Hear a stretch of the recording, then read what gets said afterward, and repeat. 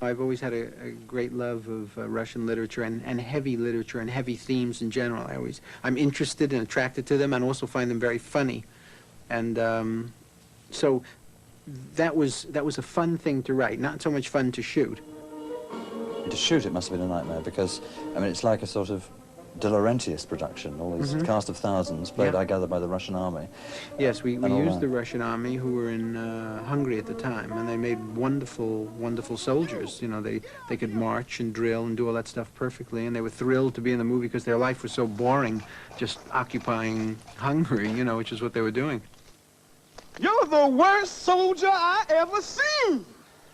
You ignoramus! Ignoramus, sir. You want a dishonorable discharge? Yes, sir. Either that or a furlough. God damn you, you love Russia, don't you? Yes, sir. Louder! Yes, sir. You like it here, don't you? Yes, sir. You want to make a career out of the army, don't you? Well, let's not get carried away. I was freezing on a hill in Budapest, outside of Budapest one day, and I thought, I'm not going to make any more films out of New York. This is ridiculous. I'm freezing. It's 5 o'clock in the morning. What am I doing in Hungary? What am I doing, you know, on a train to Zagreb next week? It just was crazy. And I didn't make another film out of New York after that. Hi. Hi. Hi. Oh, hi. Hi. Well, bye. Annie Hall was an unconventional romance of New Yorkers in their natural habitat, punctuated by visits to the psychoanalyst that seemed at the time to be a slice of Woody Allen's own life, largely because of his off-screen relationship with Diane Keaton. Oh, God, Annie. Well, oh, well. La-di-da. I think she had an effect on him in real life that was quite unique.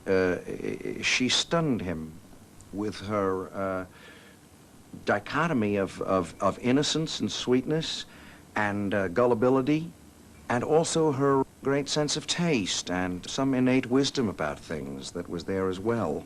He's truly delighted by her. Could you have written Annie Hall, do you think, if you hadn't known Diane Keaton so well? I couldn't have written that character. No, there's no way I could have written that character because I was taking things directly from things I'd heard her say and her mode of speech. Everyone thought that was an autobiographical film, but in fact it was not at all. You know, because very little of that was true. That's not where I was born. My father didn't have that job. That's not how I met Diane. That's not how Diane and I broke up. That's just you know, practically nothing in the film is true. I co-wrote it with Marshall Brickman, a friend of mine, and many of the observations and things were based on things in his life that he vaguely recalled, and it had an autobiographical feel to it to people, and they think that it was my life. Is the real Diane Keaton like Annie Hall? Not so much the facts, as it were, but the atmosphere of the character. Her mode of speech is, and when I first met her, she was an out-of-towner in New York with great naivete, and so there was a great similarity. Now she's very sophisticated, but when I first met her, she was very, very naive, like that character, and didn't know about anything, didn't know about New York City or psychoanalysis or show business or, you know, she was originally she was a Kochek girl. You were great. Oh, yeah? Yeah? Yeah, I'm wrecked. You're wrecked. I mean it. I will never play the piano again. It was, I don't know. You really thought it was good? Good, yes. No. No, that was the most fun I've ever had without laughing. Here, you want some? No, I don't use any major hallucinogenics because I took a puff about 5 years ago at a party and Yeah. I tried to take my pants off over my head. He was very, very much in love with her when Annie Hall was being shot. And I think if I could be so bold, and he wouldn't mind me saying, even more in love with her than he knew. His genius was in understanding after he shot the picture that that's what the picture was really about. That was originally going to be What Goes On in Alvy's Mind. That was going to be the movie. You were going to see what goes on in his mind going from bit to bit without much plot. And I just couldn't handle it when I shot it and edited it that way, but it was incoherent. So gradually, in an effort to survive, I reshaped it in editing and a little reshooting and took the best of it and molded And that relationship became the focus. Right. What are you you can't doing believe it. following me around for anyway? following you and David. Call this relationship That's quit. fine. That's fine. That's great. Well, I don't know what I did wrong. I mean, I can't believe this. Somewhere she cooled off to me. Is it something that I did? Never something you do. That's how people are. Love fades. Love fades. God, that's a depressing thought. I have to ask you a question. Don't go any further. With your wife in bed, does she need some kind of artificial stimulation like marijuana? We use a large vibrating egg. Large vibrating egg. Well, I ask a psychopath, I get that kind of an answer. At the time when Annie Hall came out, there were a lot of writers, for example, like Philip Roth, Joseph Heller, Saul Bellow, writing about the sort of urban Jewish hero coming to terms with the world around him.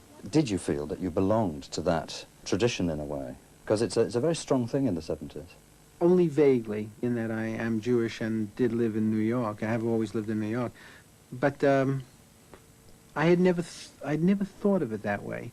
I mean, I had never thought of, you know, anything Jewish, say, in any of my films is incidental and accidental. I mean, I never think of it as a motif or a problem that I'm dealing with. It's just a fact, like you know, that I live in New York, or that I'm a Democrat and not a Republican. You know, there's just certain facts, and those are the facts. How often do you sleep together? Do you have sex often? Hardly ever, maybe 3 times a week. Constantly. I'd say 3 times a week. Like the other night, Albie wanted She to have would not sex. sleep with me the other night, you know? It's just And I don't know, I mean, 6 months ago, I would have done it. I would have done it just to please incredible. her. I tried everything, you know? I put on soft music and my red light bulb and...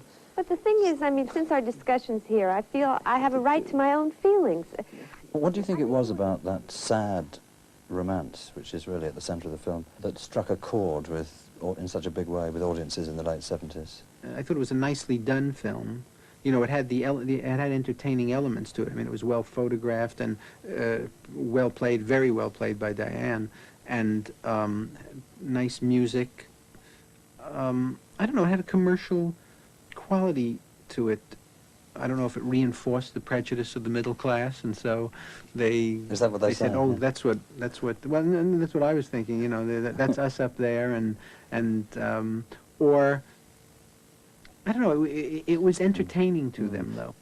Whatever the reasons, Woody Allen's nervous romance became his greatest critical and commercial success so far, with Oscars for Best Picture, Best Director and Screenplay, and Best Actress. Woody Allen stayed away from the ceremony since it clashed with his regular Monday night appearance at Michael's pub in New York, playing jazz clarinet. In any case, he didn't like the hype of Hollywood and wanted to be taken more seriously as an artist. Interiors, his next film, in which he didn't appear, was an American tragedy, a study of a family falling apart in the style of Ingmar Bergman, a favorite film director. In response to audiences and critics who felt let down by this new direction, Woody Allen was quoted as saying that comedy was like kiddies' food, and he wanted to eat at the grown-ups table.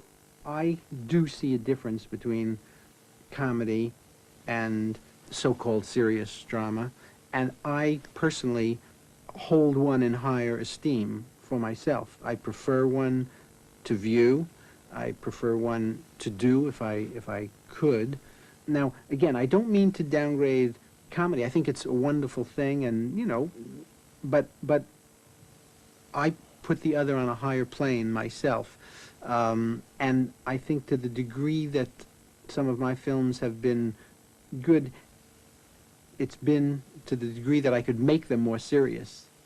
She's a fine woman, and I love her. Okay, all right, but it's going to be the worst possible thing that could happen to Mother. I can't believe she still imagines we're going to get back together after all this Of time. course she imagines it, because everyone except me leads her on. I don't want to hear that old story. It's true. And from the day you moved out, all that talk about a trial, separation, you were never coming back. I wanted to let her down easily. She's such a fragile thing. She is not a thing. I mean, we all treat her like a patient in a hospital. She's a human being. Oh, your idea of treating her like a human being is always to throw cold water on her hopes all the time. What hopes? Now look what's happening. It was bound to happen sooner or later, Joey. The most that we could do was postpone it a little bit. All she lives for, she's a Don't desperate give me that responsibility. Now you're going to abandon her for this. Joey, don't you go any further. All right, Dad, don't get upset. Don't get all riled up. And don't think I don't notice that both of you are looking at her in a very judgmental, superior way. Now, you're imagining things. We knew about your affairs when Mother was in the hospital, but your choices were just a little more discreet. Joey, shut up. I like the dramas of Shakespeare, and I don't like the comedies of Shakespeare very much. And I, you know, very much like Strindberg and Eugene O'Neill enormously. Chekhov very much. You know, it's just my own personal taste.